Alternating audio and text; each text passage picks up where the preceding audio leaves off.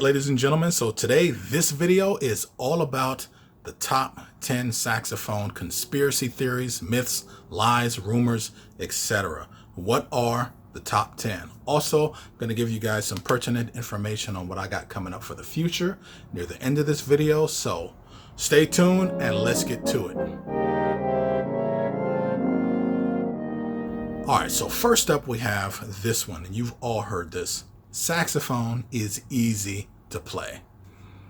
Not necessarily true. I do believe that of the wind, the air-powered instruments, saxophone is definitely the easiest to start on.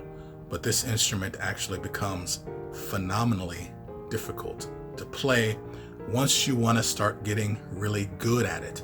And the big reason why is because we learn to play our instrument wrong.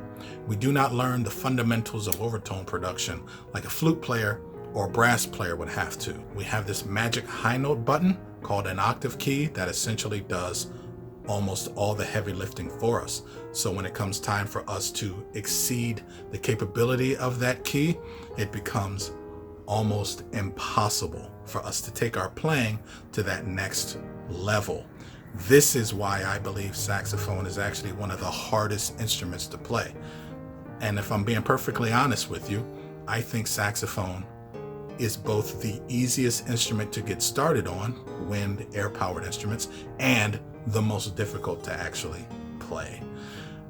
Overcoming that difficulty of overtone production becomes catastrophically difficult because, number one, you need someone who's capable of doing it in order to properly teach how it's done. Our instrument, unfortunately, gets belittled as being easy to do, so people aren't taking it to that next level. Till you get to college, then you get your behind kicked. Number two, I need a high baffle mouthpiece in order to play Altissimo. This is the wrongest thing that I still to this day can't believe people still believe this.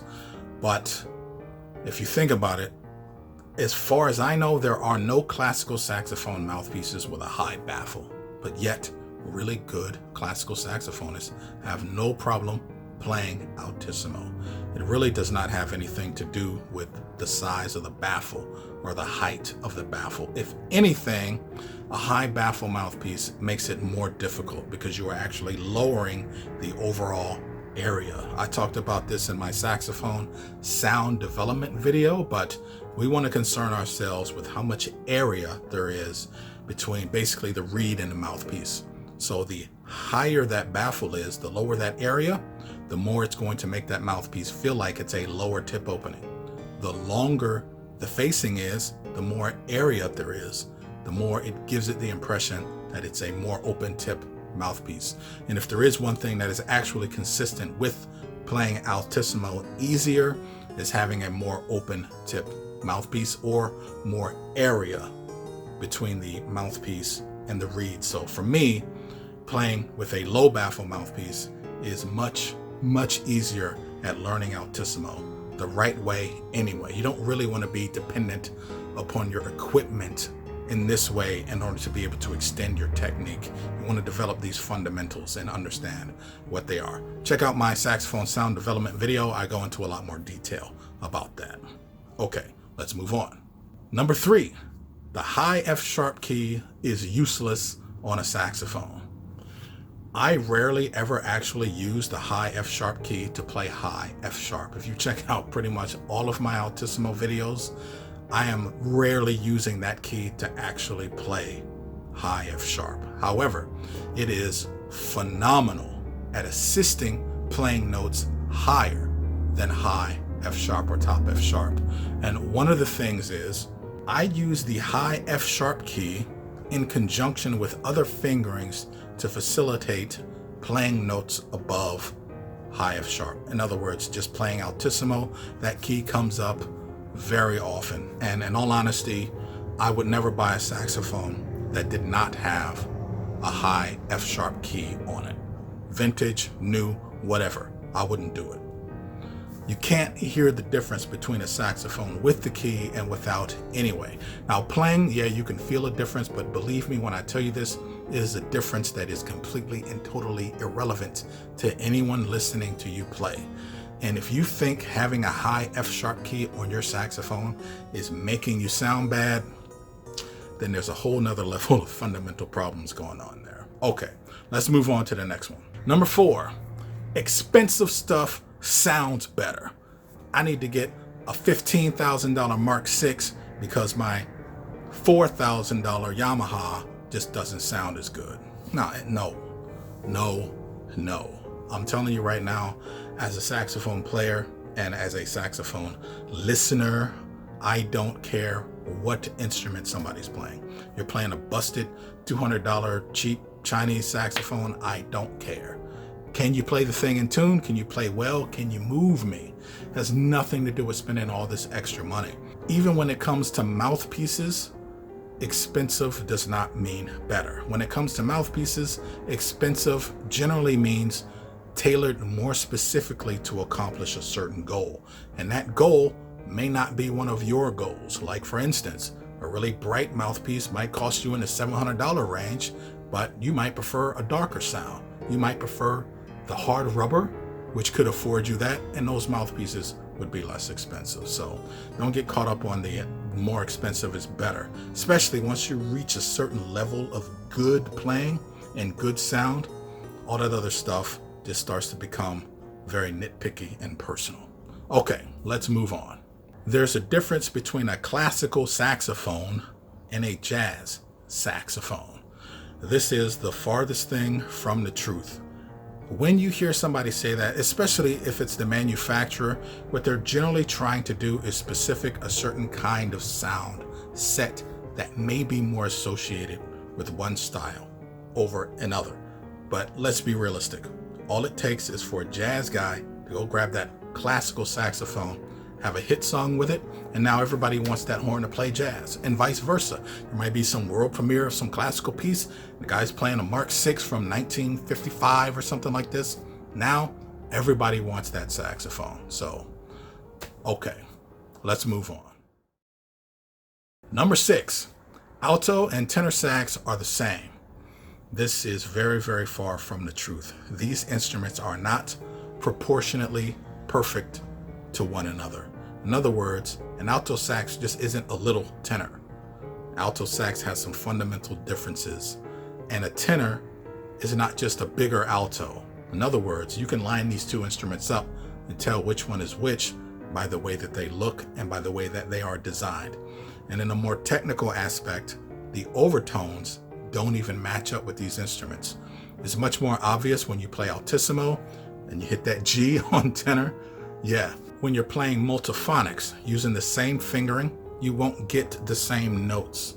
Not the same exact notes, but the same pitches relative to that instrument. Like, it wouldn't be right for me to say that alto and soprano are the same, or tenor and bari are the same. So alto and tenor are actually quite different from one another. Okay, let's move on. Number 7, the Sigurd Roscher fingerings don't work, or they only work on the whatever horn he played. It's like, come on, man. You can't say stuff like this just because you can't do it. Trust me, all of them work. Now, with that being said, that book is not easy. Like I talked about earlier with the saxophone not being an easy instrument to play, that book is essentially, and so is every tone building and Altissimo book that's actually worth buying. They're basically teaching you how to play the saxophone properly. Or even better said, they are reteaching you how to play the saxophone. And it's going to be phenomenally difficult to just about impossible, depending on how fixed you are in doing it that wrong way. You got to relearn how to play the saxophone. You have to actually learn how to manipulate the overtone series and play overtones on this instrument. Okay, number 8, I'm too old to learn saxophone. This is just heartbreaking to me when people say stuff like this, and probably there's some saxophone snobbery going on with that. However, it shouldn't be any more difficult for you to learn to play saxophone than it is to learn piano, guitar, ukulele, harmonica. Nobody says anything about those instruments. You're too old to. No, you just buy the thing, get down and get going. Lucky for us, our instrument is very easy to get started on. So hopefully, with all the information that is easily accessible on the internet, and hopefully having a private teacher, you can get going on saxophone the right way at any age, provided you don't have any type of medical or physical disability that would prevent you from being able to do so. Okay, number 9, I need a new mouthpiece. Do you really? Okay, maybe the mouthpiece that you have is actually a lot better than what you think it is, but you're not using the proper fundamentals of playing saxophone in order to really exploit what that mouthpiece is capable of doing. Back when I was in college, my first year there, I had this 6-star Autolink, regular Autolink Super Tone Master, and I just couldn't vibe with the thing. Man, I listened to some recordings that I did way back then, and I'm just like, man, why did I ever abandon that setup? I had a really good setup. I had a Selmer Series 1 tenor, which is great horn, and I was using an Autolink 6-star mouthpiece. And I moved on to this really exotic thing, one of those Rovner Deep V cut things, and I struggled with that for a long time, wound up going back to Autolink, moving away, back to Autolink, moving away, but I hadn't quite developed the proper fundamentals of exploiting what you can really do to play a mouthpiece. And you know what, as far as I know, even today, there isn't a single book out there on how to play a mouthpiece, depending on whatever kind of mouthpiece you want. I'm in the process of starting something like that, and there's going to be a lot of valuable information in that book.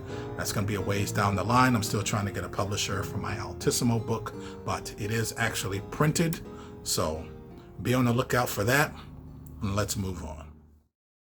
Number 10, ladies and gentlemen. So before I even say what this myth is, let me explain a little bit about this platform. So when YouTube was first getting started, first blowing up and getting popular, you could watch like an infomercial and go, you know what, I wonder if that's real. Let me see what people really think about it. Keep in mind, some people are just going to say it's terrible so they can get a whole bunch of views. But if you watch enough of those types of reviews of people who actually went out and bought the product and see what they say about it, gives you a much better understanding of the quality and the production value of that product itself.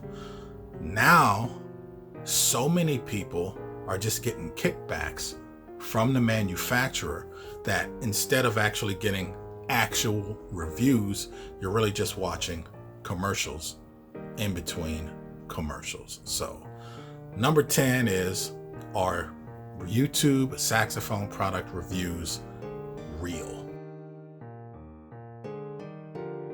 There's a couple ways of looking at this. On one end, and let me give you another example. Let's say I buy a $500 mouthpiece and everybody wants that thing, but wow, $500, man, kind of steep. But there's a $200 cheap imitation one.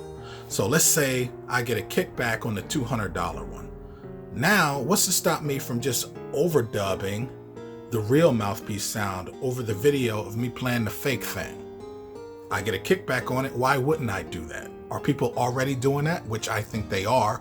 So on the other end of it, why should I do free advertising for some company? So for me, the biggest thing I want you guys to take away from that question, that myth, is understand the return policy of the products that you buy for anything. I mean, especially if you're looking on YouTube, try and get a much more realistic understanding of what the product is, what it can offer you. Make sure you understand the return policy. For me, if there is no return policy where I can get all of my money back, I don't even waste my time. And I'm very, very skeptical watching videos of so many people that are just getting kickbacks. They're really just doing commercials for the product, and you really just don't get the type of objective review that you want. Maybe you want a bright mouthpiece, or maybe you want a dark mouthpiece. If somebody's not really talking about it because they're afraid that you won't buy it as a result of that, I'm very skeptical. So hopefully in the future, I'm trying to find a way to really balance that threshold, because I want to be able to give you guys the kind of content that a lot of you have subscribed to my channel because of. So, all right, ladies and gentlemen, keep that stuff in mind. I hope I was able to help you out with this video. That's all I got for you. See ya!